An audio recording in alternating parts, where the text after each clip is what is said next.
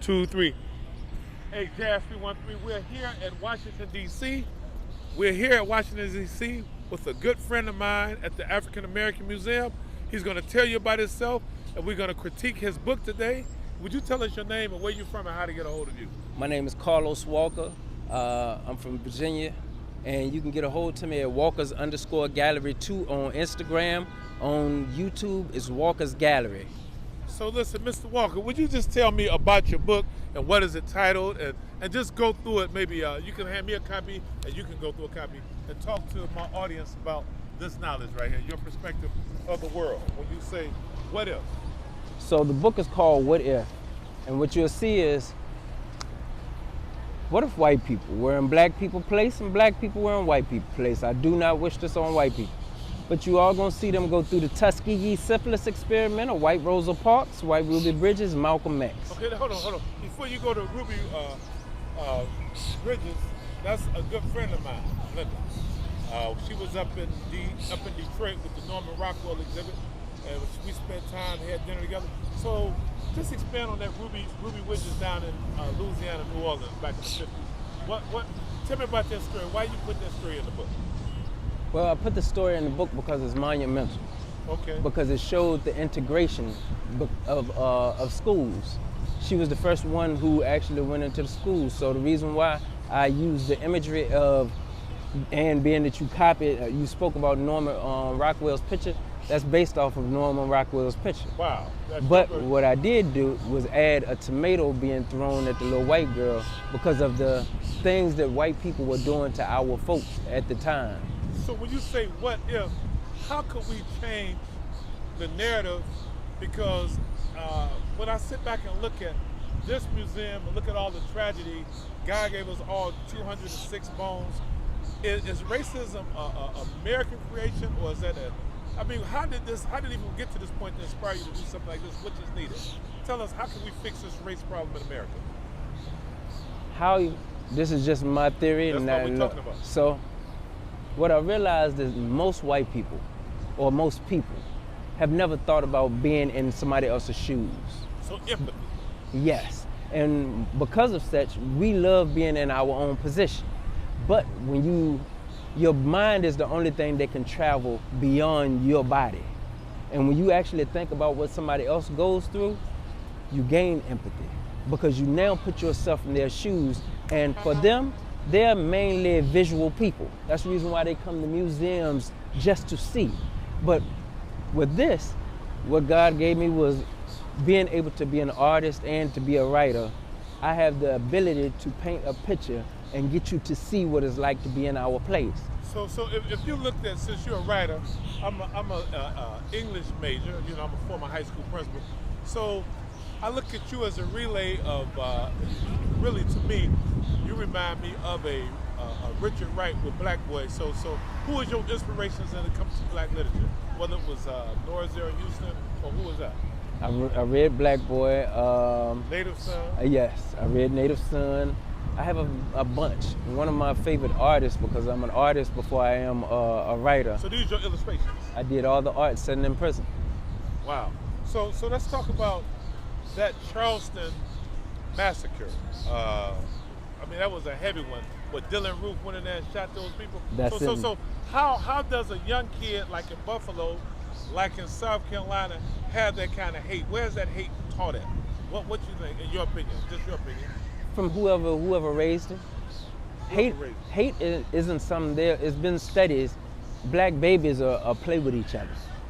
So let's talk about that Tuskegee. Read that part to us, because my family, they're from Alabama, and they didn't believe in doctors, and a lot of black men don't believe in doctors. So explain, read that little bit us, and give us your version of why you did that in that picture. What does that mean? And show the audience with this. It says the Tuskegee syphilis experiment. Between 1930 and 1970, the government conducted experiments on the white community. These experiments took place in Tuskegee, Alabama. Under the pretense of free vaccination shots, the government injected white people with the syphilis disease. During this 40-year span, the government did find a cure for the disease. However, the cure was never administered to any of the test subjects. Instead, the government monitored those individuals like lab rats. In cruel fascination, They watched as the disease progressed and spread to spouses and children. And to me, it was horrific. They treated us as animals, as technically they've always done in some form our whole existence here. So we're at 2024 May, and your book is, it's a must listen. What If, I've never heard, it's a fictional novel. To the Jazz 313, we normally don't do politics or race, but the guy Carlos is, I feel his spirit, just in true transparency. I just met him with the African American Museum. We want to do good for America. We want to do good by people. But let me ask you, far as today, the solution. We already know the problem and we know the ills, like the what if. So what if, how can we make this America, as they talk about making it great again, how can we make America great? By injecting it with empathy. With empathy. Using all of our art forms, whether it's music, whether it's art, whether it's literature, you actually using that to help people see different. And having dialogue. Dialogue is one of the biggest things, and that means if I have to sit with a racist and have a conversation and we talk about this book and him being able to see himself in our shoes for a second, let's dig into the mind. As we talk about this great monument, you said this is Egypt in Africa because Washington D.C. is copied right off of Egypt. So explain about that monument to us a little bit. So this is our Egypt. When I say our Egypt, African Americans or the people who were brought here or some was native here to this land, this is where our oppression supposedly happened. It's kind of like the Israelites in the Bible. That was their Egypt. Okay. This right here is a symbolization of Egypt, which they copied, but it's also our place. So where we right here, not to cut you off, Carlos, but this African American Museum, what would you tell the audience as we're on the ground here on Q Street in Constitution?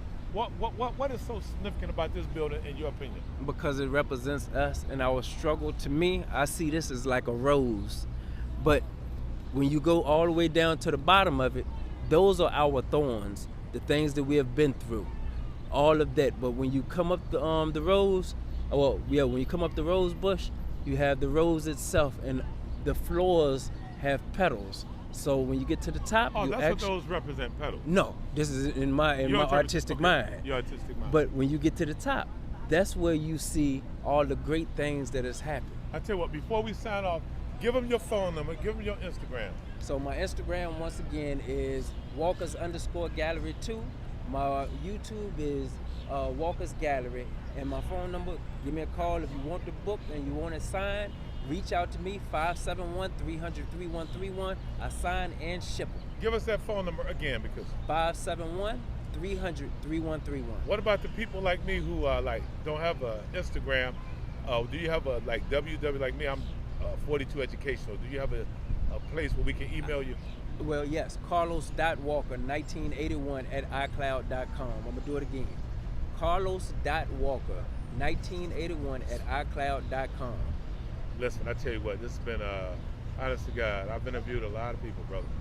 And I just want to appreciate the knowledge, the what if, the love, and you have a solution, and you're just asking a question. That's your perspective, and I respect that wholeheartedly. Thank you. Thank you.